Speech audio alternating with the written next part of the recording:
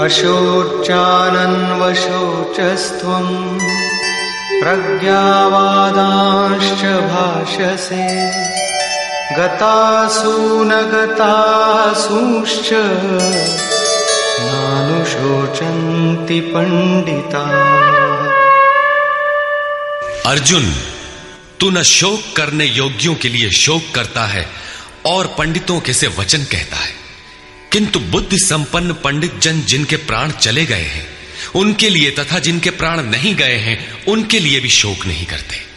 तू पंडितों जैसी बातें भर करता है, वस्तुतः ज्ञाता है नहीं, क्योंकि न त्वेवाहं जातु नासं न त्वन्नेमे जनाधिपाः न चैव न भविष्यामः सर्वे वयमतः परम्। न तो ऐसा ही है कि मैं अर्थात सद्गुरु किसी काल में नहीं था, अथवा तू अनुरागी अधिकारी अथवा जनाधिपाह राजा लोग अर्थात राजसी वृत्ति में पाए जाने वाला अहम नहीं था, और न ऐसा ही है कि आगे हम सब नहीं रहेंगे। सद्गुरु सदैव रहता है, अनुरागी सदैव रहते हैं। यहां योगेश्वर ने योग की अनादिता पर प्रकाश डालते हुए भविष्य में भी उसकी विद्यमानता पर बल दिया।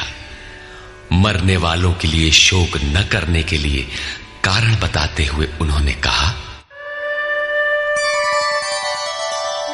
देहिनोऽस्मिन् यथा देहे कौमारं यौवनं जरा तथा देहांतर प्राप्तिः धीरस्तत्र न मुह्यति।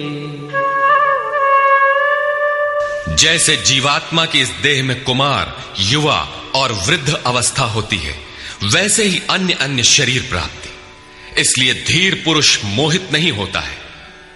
कभी आप बालक थे, शनैः शनैः युवा हुए, तब आप मर तो नहीं गए, पुनः वृद्ध हुए, पुरुष एक ही है। उसी प्रकार लेश मात्र भी दरार नए देह की प्राप्ति पर नहीं पड़ती। कलेवर का यह परिवर्तन तब तक चलेगा जब तक परिवर्तन से परे वस्तु नहीं मिल जाती।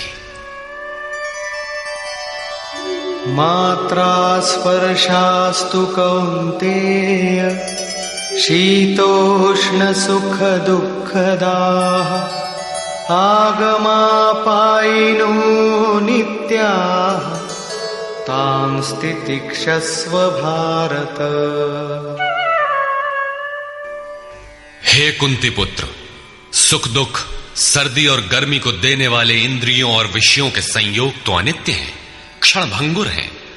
अतः भरतवंशी अर्जुन, तू इसका त्याग कर।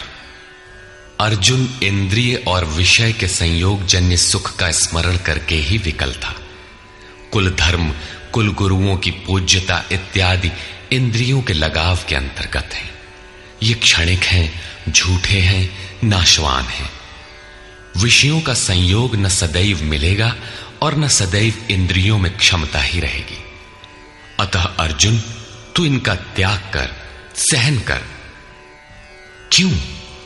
क्या हिमालय की लड़ाई थी जो अर्जुन सर्दी सहन करता, अथवा क्या ये रेगिस्तान की लड़ाई है जहां अर्जुन गर्मी सहन करे?